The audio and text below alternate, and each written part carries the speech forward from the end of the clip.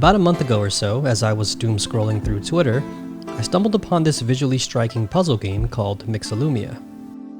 It reminded me of Tetris Effect, with its entrancing particle effects.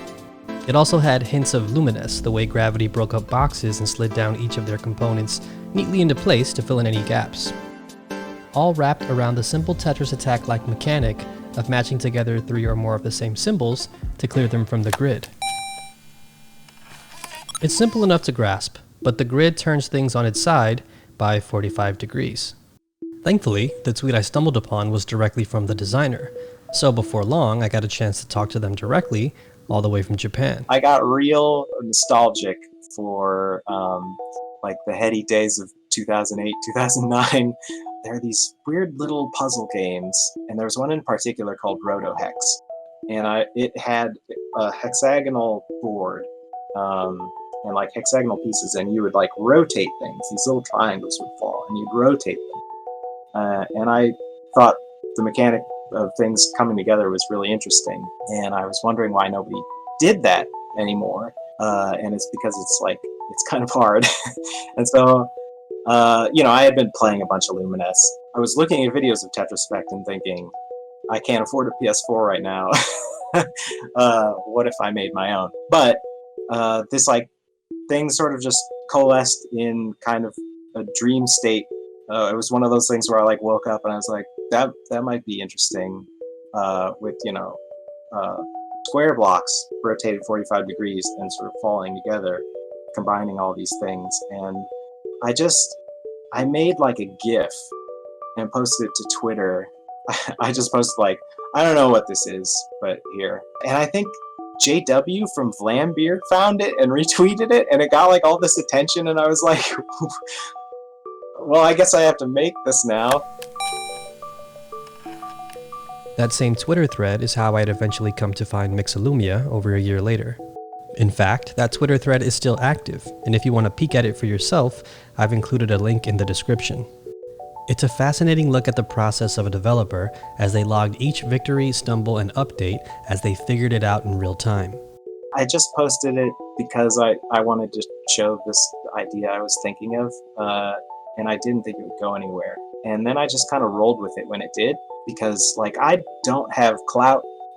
I've gained followers because of this game, but I'm still fairly small in the Twitterverse. And so I'm sort of grasping at any attention I can get with maybe people buy this thing. They like seeing the process. This peculiar idea inspired by all these puzzle game masterpieces fascinates me because Mixolumia's static play area hides a delicious level of complexity. For one, boxes will break up and sink towards the left or the right, requiring me to use both sides of my brain as I try to remember the way gravity will also play a factor once blocks get cleared. About a quarter of the way up, things tend to level out as well, and reaching the top brings things to a bottleneck and brings up the tension. There's an elegant rhythm to each section of every play session that keeps things fresh. This is all something that Dave says came together pretty quickly during the game's creation. It was just trial and error. It's just, I tried it. I was like, what about 3 colors? What about 2 colors? What about matching lines of 3? What about matching lines of 4? What about matching blocks of 4? And eventually, 4 colors matching lines of 3 or blocks of 4 yielded the best feeling combos. I hit it. when I made that prototype, I just changed the rule set and I loaded it up, and it was just yes, this feels good. It became sort of an exercise for me because working at home, working alone, working in a country where I don't speak very good Japanese, so I don't get to talk to the locals very much. I get a lot of my social interaction through Twitter, for better or worse. So sort of getting that feedback of I'm turning the knob on game design juice and looking back at the audience, is this working? It's so easy when you're working on a game.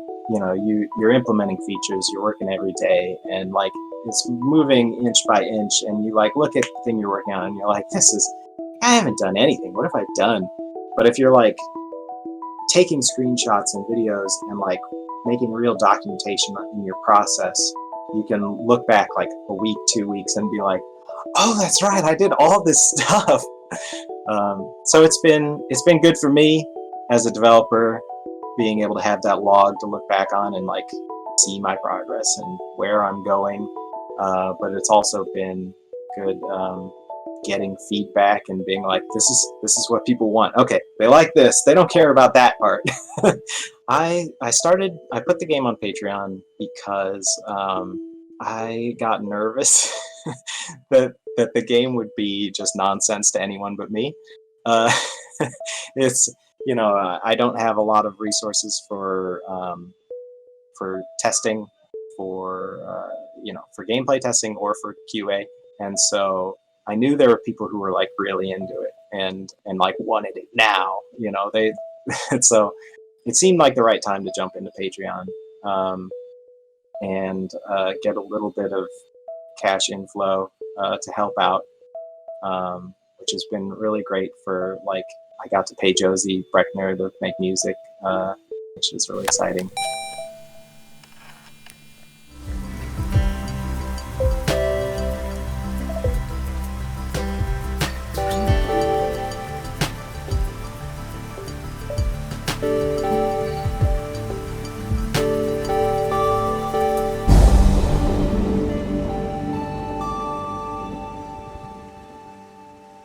Also, I wanted to find out strategies, because when you're designing something like this, you come up with a set of rules, and the game tells you what it wants to be based off those rules.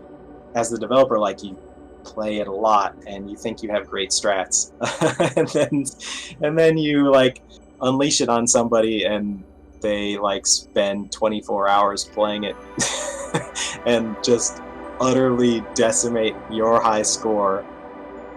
Using Patreon as like getting these super fans who are eager to try things and who are open to broken things, it helps allay my fears of releasing a broken product and having like a lot more people upset at me.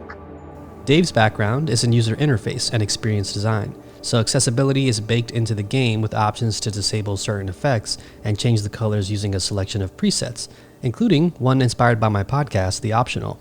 That customizability also extends even further by allowing players to dig into the code and make their own colorways, and even include their own music. Dave's even including documentation for players to help customize their experience. It was one of those things where I could fold in, like, it's also interesting to like have different color schemes and be able to make different color schemes. To fold that in with accessibility is just a bonus. I had all these things. It's very granular. You can turn off each thing individually, but like, I thought it was fun to just turn them all off and get back to like, it felt like a return to like those early prototypes, but it still feels good. Mixolumia reminds us that these games can sometimes just come from a small spark of an idea by moving the right pieces at just the right time. And if there's enough of an interest, Dave's got some cool ideas for the future of Mixolumia too. Depending on how sales go, I would like to take that money and reinvest it into hiring more musicians. I would really like to find more marginalized musicians, like people who like maybe don't have a ton of clout, who deserve a better audience, a bigger audience. Not that like my thing is the platform to give it to them, but like, I really believe in like reaching out laterally and like helping each other and I've got some people in mind, but like I can't like say anything because that money might not materialize and I might not be able to make those decisions, but it would be nice to have get some of that money and spread it to people who might not otherwise see it. Mixolumia is available on itch.io right now for PC and Mac.